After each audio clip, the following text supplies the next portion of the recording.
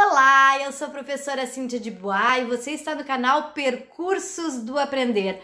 Vai deixando seu like, se inscreve aí no canal, que hoje nós vamos conversar sobre contextos investigativos a partir de 6 perguntas, 6 questões que no cotidiano nós, professoras e professores, nos fazemos quando começamos a trabalhar com essa perspectiva de uma abordagem participativa que envolve as estratégias dos contextos investigativos. Então, vem comigo!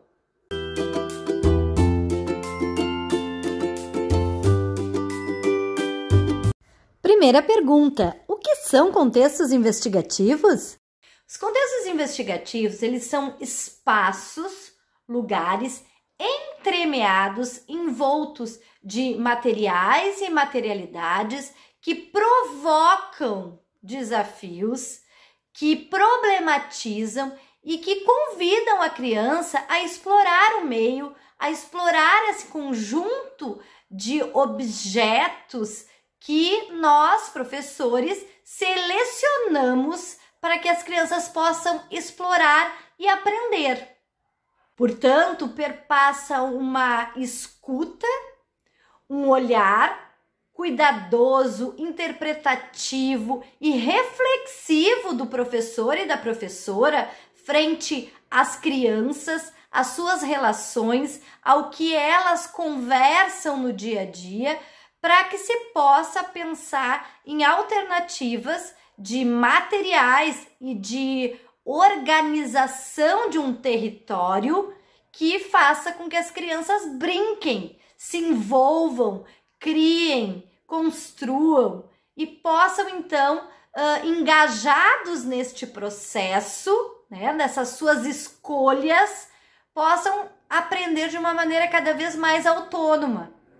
Quando a gente pensa em começar a trabalhar sobre contextos investigativos, nós precisamos então pensar sobre algumas etapas, algumas organizações. E os professores me perguntam muito: Cíntia, os materiais, eles precisam ser só de largo alcance? Não. Quando nós pensamos num contexto de investigação, primeiramente, como eu falei, já vai partir de uma reflexão da ação do cotidiano, da observação atenta, da escuta sensível, e se ele parte disso, ele já partiu de algo vivencial das crianças. Então, eu vou selecionar materiais que possam estar relacionados com aquilo que eu observei. Ser materiais potentes que façam com que as crianças elas possam descobrir as propriedades dos objetos, descobrir as suas funções, poder fazer conexões entre eles, as relações possíveis, a partir de todo esse processo de comparação, de análise, sim, daquilo que vai ser observado, e a partir disso, então, elas vão construindo essas possibilidades. Os contextos investigativos podem e devem ser muito permeados por alguns materiais da natureza, que envolvam toda essa noção de água, fogo, terra, ar. Assim como, por exemplo, brinquedos como miniaturas de animais, carros, casas, bonecos e bonecas, utensílios, materiais gráficos, plásticos e assim vai. Quando me perguntam se o espaço, esse projetado para o contexto, todas as crianças têm que participar ao mesmo tempo, nós estamos pensando justamente numa metodologia ativa, de abordagem participativa, em que as crianças não precisam fazer tudo ao mesmo tempo. É lógico que os contextos, eles são provocativos para que as crianças façam as suas descobertas nos seus tempos. E nos remete a uma outra pergunta que fazem no cotidiano, que é envolvendo se eu preciso ter todo dia um contexto diferente. Precisa ter mais de um contexto por dia? Quantos contextos? Se nós estamos pensando numa escola né, ativa, no sentido de todos serem participantes e terem importância nesse processo, nós não precisamos pensar em contextos um por dia. Não existe esse tempo estabelecido. Que as crianças, elas precisam de continuidade e de permanência em contextos em que eles vão ser repetidos ou eles vão estar ali durante um determinado tempo enquanto as crianças tiverem interesse por aquilo. Pensar que um contexto investigativo precisa ter um tempo determinado é justamente ir contra o que diz todo esse processo de interação da criança. Porque quem vai dar o tempo é a criança. Isso quer dizer que quando a gente projeta na nossa projetação do cotidiano, nessa planificação desses contextos, nós podemos até pensar em alguns durante a semana que vão ser disparadores, mas eles vão ter que ter uma continuidade. A gente vai ter que observar de que forma as crianças agem sobre aquilo, ver se daquela forma que a gente organizou tá dando resultado, tá convidando realmente as crianças, dando significado, né? Sentido para aquilo que as crianças estão se envolvendo ou não. E aí, a partir disso, nós vamos fazer complementações, fazer novos contextos desta observação. E será que os contextos precisam envolver uma produção final? Pensando em toda essa lógica que a gente vem falando sobre a criança que vai construindo a sua aprendizagem, a sua forma de se envolver com o mundo, com o outro, com o meio, nem todo contexto precisa ter um produto final. E é valorizado enquanto seu processo. Claro que vai ter alguns que vão desencadear alguma produção das crianças e que é importante essa valorização. E aí a gente vem com a questão de que os contextos eles precisam ser registrados de maneira também por vídeo, por fotografia, para poder acompanhar este processo que é documental e que vai servir, subsidiar não só da valorização desse processo do aprender das crianças, mas como eu, professor, vou observar isso e vou refletir sobre essas imagens, vou refletir sobre o que está acontecendo para criar novos contextos que façam com que as crianças avancem nas suas propostas e nas suas aprendizagens. Assim, os contextos eles não precisam ter uma produção final, mas automaticamente, quando as crianças se envolvem e o contexto é tão convidativo, ele vai ter registros deste processo que formam uma produção. E a produção final aqui não vai ser a obra em si da criança, mas vai ser toda essa organização, essa coleta de dados que nós, professores, vamos fazendo a partir dessa ação da criança sobre esses objetos, sobre esses materiais, sobre as materialidades.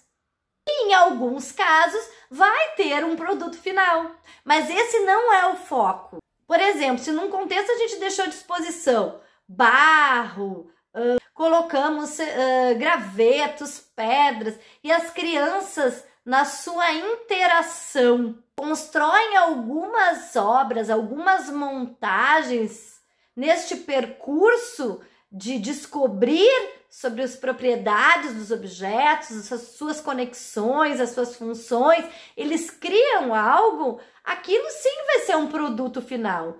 Mas de nada adianta se eu não acompanhei este processo. O produto final do contexto, ele vai se originar do fazer da criança neste meio, nessas relações que vão sendo feitas, que às vezes vai ser coletiva, que às vezes vai ser em dupla, que às vezes vai ser individual.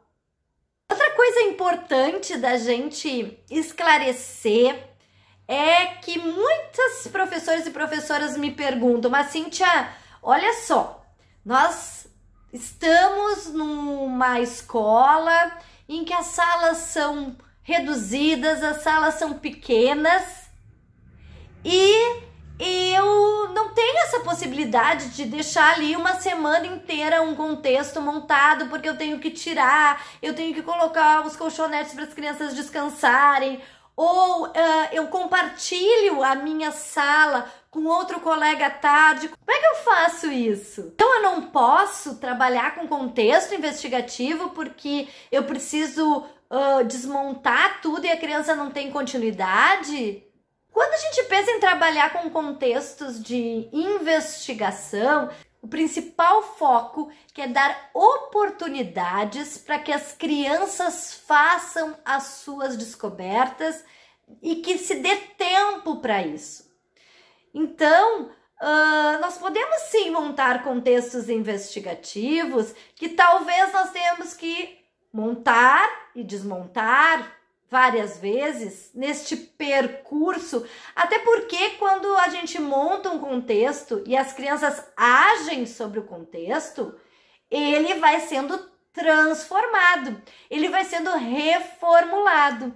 E nós precisamos estar constantemente reorganizando para que volte a ser convidativo, para que volte a ser disparador de possibilidades.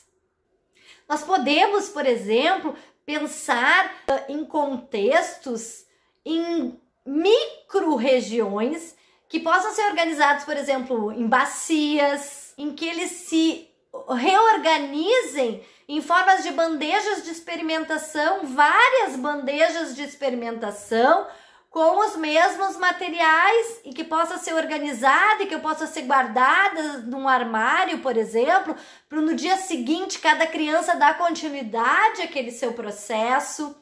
Nós podemos pensar em caixas, né? Caixas caminhantes, caixas andantes, com rodinhas, em que eu guarde ali determinados contextos, em que eu monte no dia a dia, sobre um tecido, sobre algo, e as crianças também façam esse trabalho de guardar comigo e depois talvez recolocar.